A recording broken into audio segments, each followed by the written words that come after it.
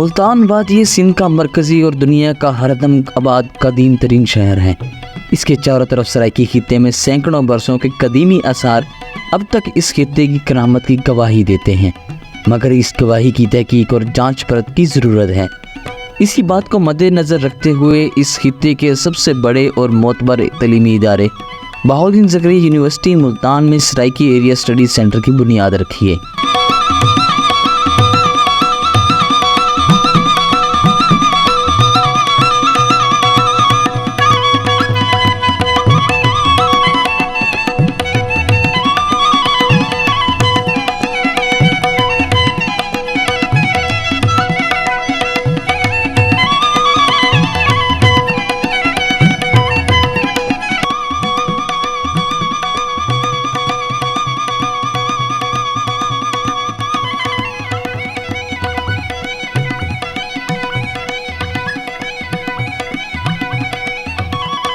Saraiki department की बुनियाद 2009 में रखी गई और इसका बाकायदा इफ्तिताह 23 जनवरी 2010 में इस वक्त के वज़ीर आज़म सैयद यूसुफ रज़ा गिलानी ने किया।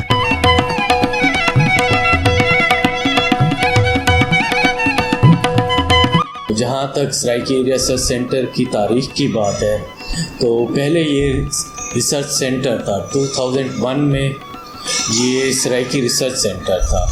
तो 2006 to 8 सराइकी का पहला सेशन शुरू हुआ। सराइकी एरिया स्टडी सेंटर की जो बिल्डिंग है इसकी इनॉग्रेशन 2010 में हुई, जब सैयद यूसुफ रज़ा गिलानी साहब वज़ीर आज़म पाकिस्तान थे। उन्होंने आकर हमारे इस बिल्डिंग का इनॉग्रेशन किया और ये सराइकी रिसर्च सेंटर से सराइकी एरिया स्टडी सेंटर बन गया।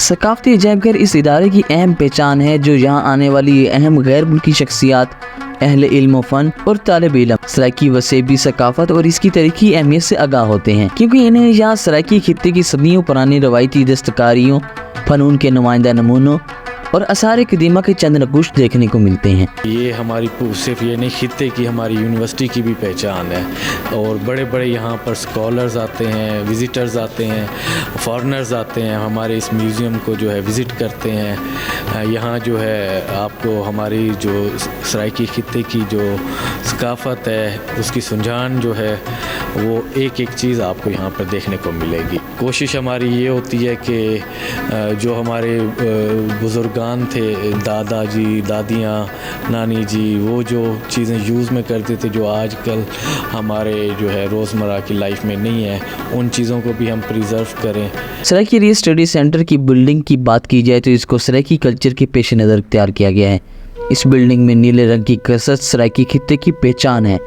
जैसे कि आपको मालूम है, इस इमारत को 2009 में कायम किया गया और आहिस्ता आहिस्ता इसमें मज़ीद जिद्दत आती गई। सारी सबसे पहले तो आपको ब्रीफ हिस्ट्री मिलेगी टोटल अंग्रेज़ दौर तक कि फिर यहाँ कैसे अंग्रेज़ आए, उन्होंने कैसे जो है यहाँ कब्ज़ा किया और जो है मुल्तान कितना था उस वक्त। मुल्तान आज तो माशाल्लाह फैला हुआ है, लेकिन उस वक्त जस्ट जो है ना वो मुल्तान एक किला आपको ये नज़र आएगा, वहाँ तक महदूद था।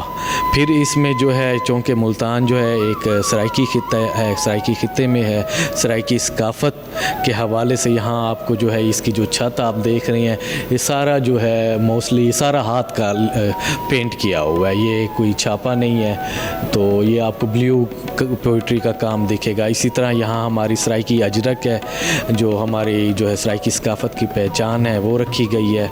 ब्लू पोइट्री का काम जो है मुल्तान में बहुत मशहूर है, उस हवाले से जो है आपको यहाँ पर गुलदान दिखेंगे। इसी तरह मुल्तान में किला कोना कासिम बाग है, वहाँ खुदाई के दौरान जो है ना मुख्तलिफ़ कॉइन्स निकले थे मुख्तलिफ़ बादशाहों के मुख्तलिफ़ अदवार में, तो वो कॉइन्स भी यहाँ मौजूद हैं। जो हमारे एक स्कॉलर थे, अदीब थे, दानिश्वर थे, मिर्ज़ा इब्न हनीफ़ साहब, उन्होंने जो है ना वो खुदाई के दौरान जो है वो सब चीज़ें ये इकट्ठी की हैं, तो वो हमें उन्होंने जो है सराइकी डिपार्टमेंट को उन्होंने डोनेट की हैं। मुल्तान की तारीखी तहजीबी सकाफत को नुमायाँ करने के लिए तस्वीरी दस्तावेज़ साजी के अमल की बुनियाद रखी गई। इस म्यूज़ियम में जो है ना सबसे पहले हमने मुल्तान की ब्रीफ हिस्ट्री दी है। ये आप देख रहे होंगे सामने तस्वीर, वो जो स्टार्टिंग पॉइंट है वहाँ आप देख रहे होंगे परहलाद। यहाँ मुल्तान में हज़रत बहाउद्दीन ज़करिया मुल्तानी के साथ जो है ना परहलाद का मंदिर था, जो हिंदुओं का ना एक मुक़द्दस जगह थी। जैसे हम मुसलमानों के लिए खाना काबा एक मुक़द्दस मकाम है, इसी तरह हिंदुओं के लिए परहलाद का मंदिर जो है ना एक मुक़द्दस हैसियत रखता था। लेकिन जब बाबरी मस्जिद का इंसिडेंट इंडिया में हुआ तो उसी रिवेंज का जो है इजहार यहाँ पर भी किया गया और उस प्रहलाद मंदिर को जो है ना वो तोड़ा गया। अब वो जो है वो हज़रत बहाउद्दीन ज़करिया मुल्तानी साहब उनके हाथे में ले लिया गया है, चार दीवारी दे दी गई है। तो ये हमारी तारीख़ मुल्तान की जो है ना प्रहलाद मंदिर से शुरू हो रही है। ऐसे जितने हमला आवर मुल्तान में आते रह गए हैं, ये सब जो है ना वो उसका इजहार किया गया है। सिकंदर आज़म भी यहाँ पर आए और यहीं पर उनके बारे में कहा जाता है कि मुल्तान में ही उनको जो है तीर जो है लगा, जिस वजह से वो घायल हुए और वही उनकी जो है वो मौत का बाइस बना। अगर पुरानी तनसीबात की बात की जाए तो वो आज भी अपनी असली हालत में यहाँ पर मौजूद हैं। तो ये हमारी सकाफ़त जो पुरानी, जो अब आजकल के बच्चों को नहीं पता कि ये छोटी छोटी चीज़ें ये सामने आप देख रहे होंगे कि क्या हैं पड़ी। इसी तरह जब आप आगे निकलते जाएंगे तो ये जस्सी गिलास आपको यहाँ पर मिलेंगे देखने को, जो अब ख़त्म हो गए हैं। तो यहाँ पर जो है तलवार भी आपको खड़ी दिखेगी। अच्छा, ये जो है दो मूर्तियाँ हमारे जो है म्यूज़ियम में दी गई हैं, ये बुतमत दौर की हैं। इनके बारे में कहा जाता है कि जी ये जो है 6000 साल पुरानी हैं। इनका जो है ना अभी वो हमने लेबॉर्ट्री में इनको हमने देना है, इनके टेस्ट होने हैं कि ये और मज़ीद कितनी पुरानी है। थल, चोलिस्तान और इस तरह के दूसरे सराइकी खित्ते की मुख्तलिफ तनसीबात को भी यहाँ पर प्रिजर्व किया गया है। जहाँ तक सराइकी सकाफ़त की बात है, मज़ीद रोही, चोलिस्तान, थल, दमान, ये भी सराइकी वसेब के खित्ते हैं। उस हवाले से अगर आप आगे देखें तो हमारे यहाँ पुराने वक्तों में जो है यहाँ आपको छज भी नज़र आएंगे, चाबियाँ भी नज़र आएंगी और पुराने वक्तों में जो बच्चियाँ होती थीं वो जो है फोम की बनी हुई घोड़ियों से खेलती थी।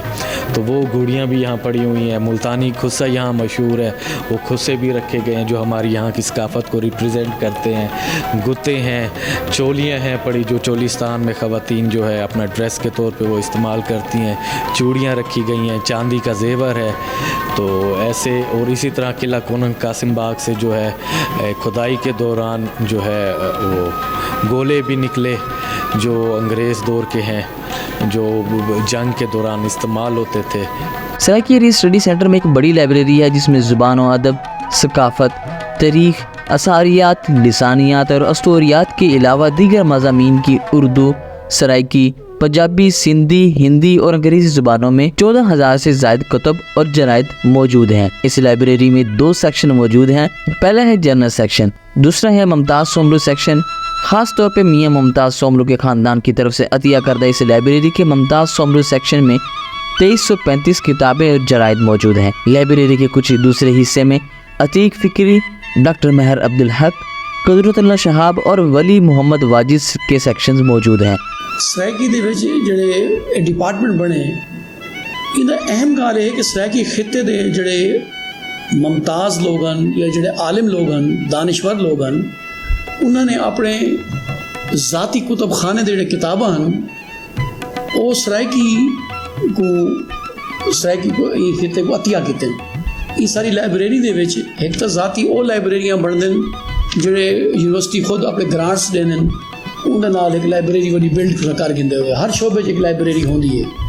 लेकिन सराइकी डिपार्टमेंट दी या सराइकी एरिया स्टडी सेंटर की खास गल है कि इत्थों के जो डायरैक्टर्स जितने भी आए उन्होंने अपने तौर पर कोशिश की है कि खित्ते के जितने भी बड़े बड़े आलिम लोग हैं उन्होंने रिक्वेस्ट करके उन्होंने मिन्नत की है, तरले किए कि तुसा अपने जो ज़ाती कुतुब खाने वो इस सराइकी सेंटर को दे दो।